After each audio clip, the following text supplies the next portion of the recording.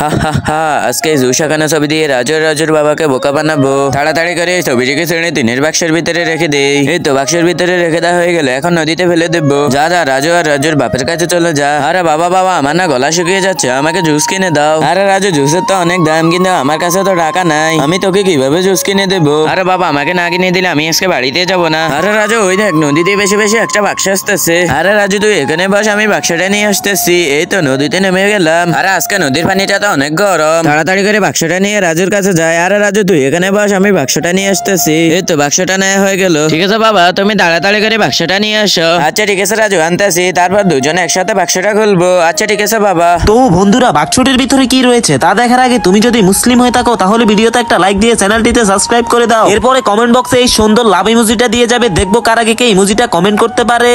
আরে এই তো বাক্সটা খুলে দেখি এটার ভিতরে কি রয়েছে। আরে এটার ভিতরে তো অনেকগুলো জুস রয়েছে। আরে বাবা, চলো জুস গুলো খেয়ে দেখি এগুলো মজা আছে কিনা। আরে বাবা, এগুলো তো খেতে অনেক মজা, আজকে সবগুলো জুস এখানে বসে খেয়ে ফেলবো। আচ্ছা ঠিক আছে রাজু, আমরা দুজন মিলে সবগুলো জুস আজকে একসাথে খেয়ে ফেলবো।